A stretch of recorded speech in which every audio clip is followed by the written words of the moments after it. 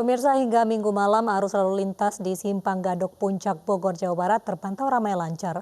Petugas menerapkan sistem satu arah untuk mencegah penumpukan kendaraan.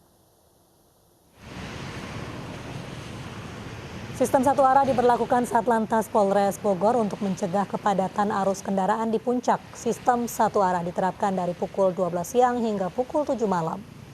Sebelumnya arus kendaraan dari Jakarta menuju puncak meningkat sejak Jumat sore hingga Sabtu lalu.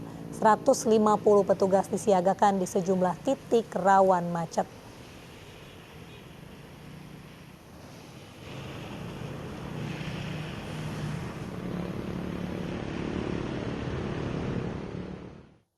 Minggu malam, Gelora Bung Karno masih ramai oleh pengunjung yang berolahraga.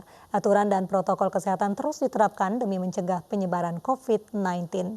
Berikut kita simak laporan reporter Nadia Raisa dan juru kamera Maria Oktoba serta M. Indra Purnama.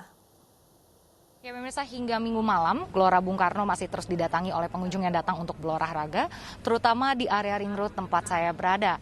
Dan tentunya pihak pengelola pun masih terus menerapkan protokol kesehatan yang harus ditaati, yaitu dengan membatasi 1.000 pengunjung per sesinya, yaitu setiap 1 jam, dan di setiap jeda dilakukan disinfeksi ataupun penyemprotan cairan disinfektan.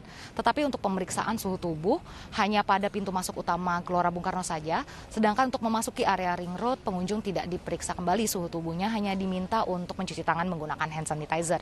Untuk pengunjung yang akan memasuki area ring road tidak diperbolehkan untuk membawa peralatan pendukung olahraga seperti sepeda, lalu juga rollerblade, skateboard, dan sebagainya hanya dapat digunakan di area luar.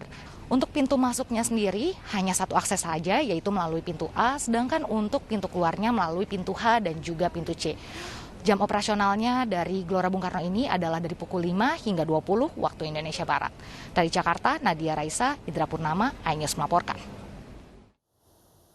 Kawasan Kali Besar Kota Tua Jakarta ramai dikunjungi masyarakat pada sore tadi. Protokol kesehatan pun terus diterapkan di kawasan ini. Mayoritas pengunjung kawasan Kali Besar Kota Tua Jakarta merupakan remaja. Mereka datang secara berkelompok. Di wisata Kota Tua ini banyak warga yang bersuah foto dengan memanfaatkan latar gedung tua dan kali besar yang sudah direvitalisasi. Protokol kesehatan pun terus diterapkan oleh petugas Satpol PP Taman Sari yang berjaga di kawasan.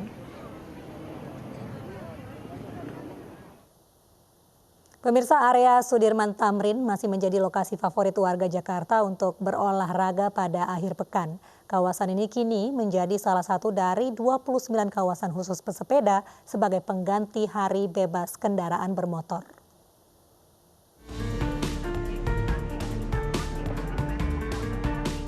Sama seperti pekan-pekan sebelumnya, kawasan Sudirman Tamrin selalu dipenuhi warga ibu kota yang berolahraga saat akhir pekan termasuk bersepeda.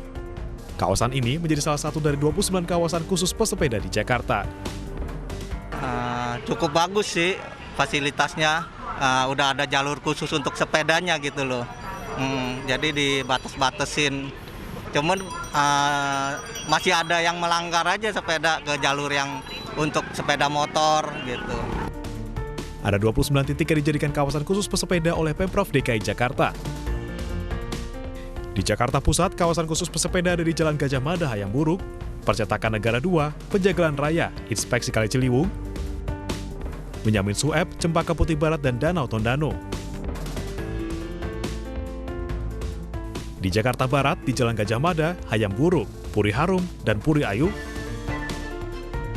serta di Puri Elok, Puri Molek, Puri Ayu 1, dan Puri Molek 1.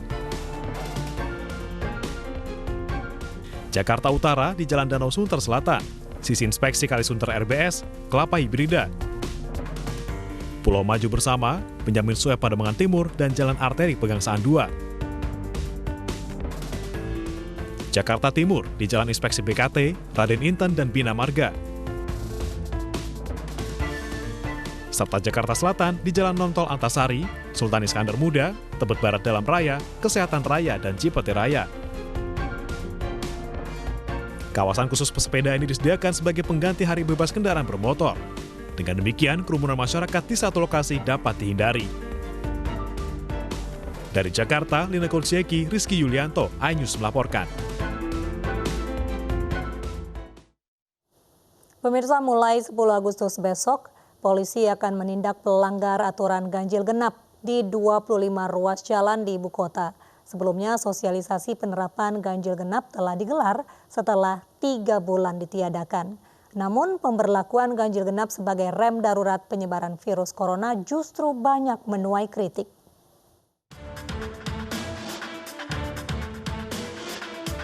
Setelah seminggu tahapan sosialisasi, mulai 10 Agustus besok, pelanggar aturan ganjil genap akan disangsi tilang. Pemprov DKI menganggap ganjil genap kembali berlaku sebagai emergency brake atau kebijakan rem mendadak demi perang terhadap corona yang kian menggila di ibu kota. Dalil bagi Pemprov kendaraan dikurangi agar perkantoran benar-benar menerapkan hanya 50% karyawan masuk dan sisanya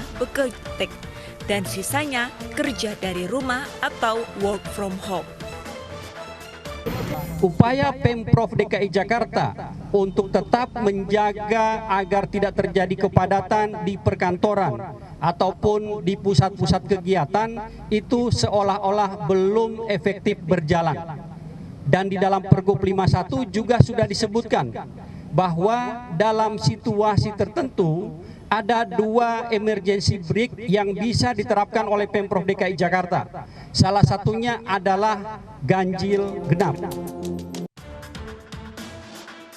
Pemberlakuan ganjil genap sebagai rem darurat penyebaran virus corona justru banyak menuai kritik. Menurut pengamat kebijakan publik Trubus Rahadiansyah, alih-alih membuat perkantoran menerapkan kembali karyawan bekerja dari rumah, tapi efeknya justru bisa timbul penumpukan penumpang di transportasi publik seperti kereta api atau Transjakarta. Ini bisa terjadi jika pengawasan perkantoran sekedar slogan. Memang khusus Transjakarta, Pemprov DKI akan menormalkan operasionalnya, mengantisipasi penumpukan. Sementara MRT akan beroperasi mulai pukul 5 subuh hingga 10 malam sebagai akibat berlakunya kembali ganjil genap.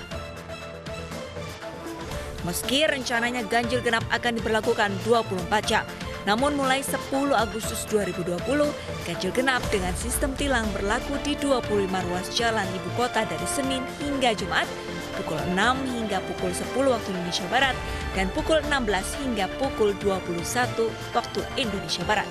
Tim Liputan, iNews melaporkan. Pemerintah Provinsi DKI Jakarta berencana menerapkan ganjil genap selama 24 jam. Sementara itu penindakan pelanggaran ganjil genap akan diberlakukan besok. Kami hadirkan kembali cuplikan dialog terkait ganjil genap dengan Wakil Direktur Lalu Lintas Polda Metro Jaya AKBP Hari Purnomo. Ini tentunya nanti akan ada evaluasi.